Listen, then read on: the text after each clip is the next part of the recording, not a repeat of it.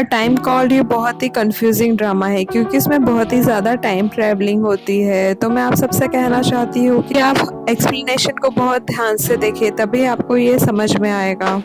Episode 1 की शुरुआत 1998 से होती है, जहां मिंजू सो जी वॉन के गाने सुनते हुए रिकॉर्ड्स का स्टोर मैनेज कर रही थी। तभी दो लड़के बाहर से उसे देखते हैं। उसमें से एक लड़का अपने दोस्त इंग्यो को देखकर समझ आता है कि वो मिंजू को लाइक करता है। वो उसे स्टोर के अंदर खींच कर ले जाता है। उन दोनों लड़कों को देखकर मिंजू, जो कि बहुत ही शाय थी, वो थोड़ा हड़बड़ा जाती है। वो लड़का वहां से जीवॉन के रिकॉर्ड खरीदने की कोशिश करता है, but records out of stock हो गए थे। तब मिंजू कहती है कि वो अपना नंबर दे जाए, जब रिकॉर्ड्स स्टॉक में होंगे तब वो उन्हें कॉल करेगी।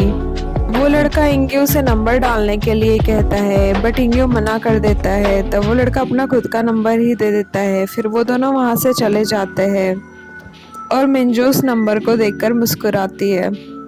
फिर कहानी 2023 में आ जाते हैं। यहाँ हम जुनही को देखते हैं, जिसकी शक्ल हूबहू मिंजू से मिलती थी। वो एक बहुत बड़े कॉर्पोरेट ऑफिस में जॉब करती थी। वो ऑफिस में अपनी फ्रेंड्स के साथ में गप्पे लगा रही होती है और उसकी फ्रेंड उसे बर्थडे गिफ्ट का पूछती है, क्योंकि जुनही का बर्थडे आने वाला था। बट वो ये बात टाल देती है।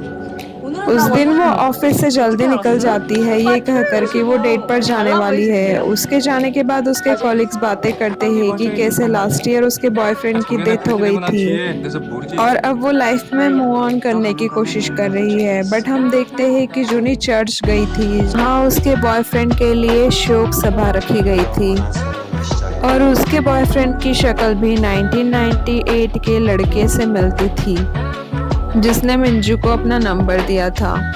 और 2023 में उनका नाम योनजुन था और वो दो अलग अलग इंसान थे। बाद में हम देखते हैं कि जूनी अपने बॉयफ्रेंड को याद करती है। लास्ट बर्थडे के टाइम ही जूनी योनजॉन से कहती है कि उसे 1 साल के लिए न्यूयॉर्क जाना है। तब योनजॉन उसे कहता है कि वो भी अपना काम 1 साल के लिए छोड़ देगा, ताकि दोनों एक साथ रह सके। वो जूनी से बहुत प्यार करता था और आज चर्च में वो यही सब याद कर रही थी। वो योनजुन की बहन से कहती है कि हो सकता है योनजुन अभी भी जिंदा हो, क्योंकि उसकी बॉडी कभी रिकवर नहीं हो पाई थी। वो इस बात को मानने के लिए तैयार ही नहीं होती कि योनजुन मर गया था। हमें पता चलता है कि योनजुन की मौत प्लेन क्रैश में हुई थी। योनजुन की बहन उसे समझाने की कोशिश करती है कि अब योनजुन उनके बीच नहीं है, और वो उसे ये भी बताती है कि योनजुन उसे बर्थडे गिफ्ट में एक रिंग देने वाला था।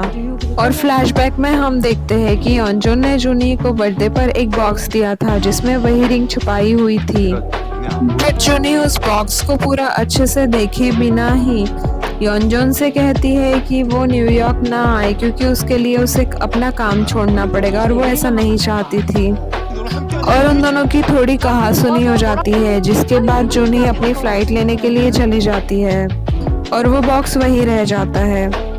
अब जब उसे पता चला था कि योनजॉन ने उसमें एक रिंग छुपाई थी, तो वो घर पर आते ही उस बॉक्स को चेक करने लगती है, बट उसमें वो रिंग नहीं होती। कहानी 1998 में जाती है, जहां मिंजू बस पकड़ने के लिए लेट हो जाती है। तभी वो दोनों लड़के आते हैं अपने अपने स्कूटर से। तब वही लड़का इनग्यू से कहता है कि वो मिंजू को अपने स्कूटर पर बिठा ले। वो लोग स्कूटर से स्कूल पहुंचने की कोशिश करते हैं, बट फिर भी उनको लेट हो जाता है और इसके लिए उन्हें पनिशमेंट मिलती है। फिर से हमें 2023 की जूनी दिखाई जाती है। वो फिर से योनजॉन को याद कर रही थी। वो ऑफिस जाने के लिए बस में बैठती है, बट हर जगह प्लेन क्रैश की ही न्यूज़ चल रही थी, क्योंकि उसे हुए अब 1 साल हो गया था, जिसे देखकर उसे बहुत बुरा लगता है। वही न्यूज़ एक और आदमी देख रहा होता है अपने लैपटॉप पर, जो लंगड़ा कर चल रहा था। उसका फेस हमें नहीं दिखाया जाता। और आगे की कहानी में हम उसे मिस्टर एम कहेंगे। आज जूनी का बर्थडे था और वो फिर से योनजुन को याद करती है। तभी वो उसके लिए कोई फ्लावर्स बेचता है। वो फ्लावर लेकर आने वाले इंसान को ढूंढती है, बट वो आदमी तब तक निकल जाता है। शाम को जूनी ऑफिस से निकलने के बाद योनजुन के कोवर्कर और अपने एक फ्रेंड चांगयोन से मिलने के लिए उसके वर्कशॉप पर जाती है। तब वो जुनही को योनजुन की बनाई हुई एक पेंटिंग देता है, जिसे देखकर जुनही फिर से योनजुन को याद करने लगती है।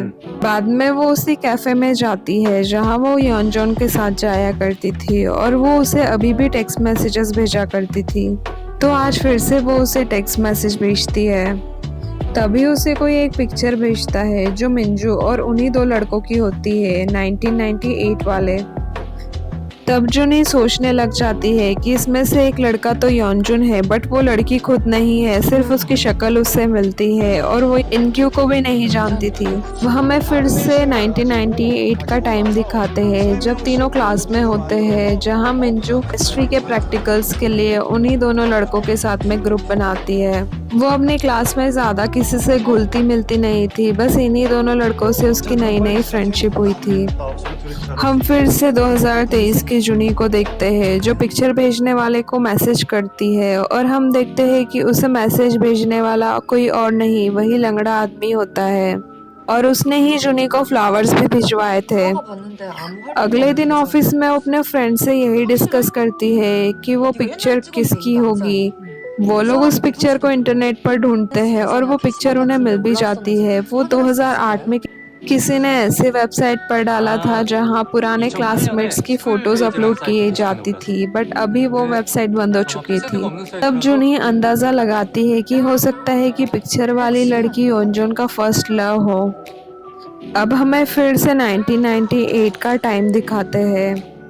वो लड़के जब स्टोर से निकल जाते हैं तब मिंजू सिहोन का नंबर देखकर खुश होती है। उस लड़के का नाम सिहोन होता है जिसे जुनही योनजुन समझ रही थी। और इसी के साथ एपिसोड 1 यही खत्म हो जाता है। Thank you for watching. If you liked what you saw, make sure to subscribe for more content.